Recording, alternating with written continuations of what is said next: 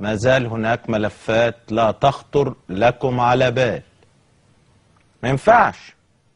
يعني انا اساسا متوقع، وانا نشرتها لكم امبارح، عندما يحدث متغير اثناء الخطة يبقى لابد من تغيير استراتيجي. انا اساسا نشرها لكم لاني عارف التغيير الاستراتيجي اللي انتوا هتعملوه وجاهز بيه برضه. اظبطه لكم برضه، اطمئنوا. فكبروا، هاتوا من الاخر، يعني ارحمونا بقى من القصه دي. عايزين نبني البلد، هتشتغلوا هكشف. اتفضل يا باشا. نشوف يعني يمكن الفيديو بتاع امير قطر وهو بيبني مستوطنات في اسرائيل. اتفضل يا استاذ عماد. امير قطر المبجل بيبني مستوطنه في اسرائيل.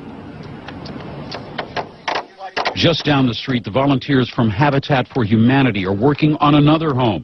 Together with the owners, they poured sweat equity into the project,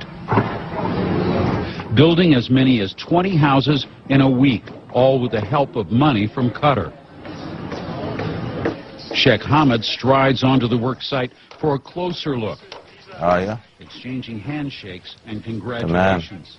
هو بقى لابس بدله هو؟ قلع بقى الغطره. في اسرائيل بقى. في اسرائيل لابس لهم البدل.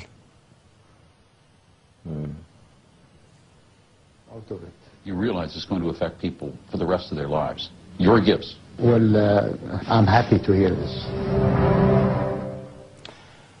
الحقيقه ايام ما كنت موجود هناك انا والاستاذ عماد والزميله نهاوند العميري، طبعا جالنا خبر ان احد ملاك قناه الجزيره موجود في احد المستوطنات بيقضي ويك اند هناك.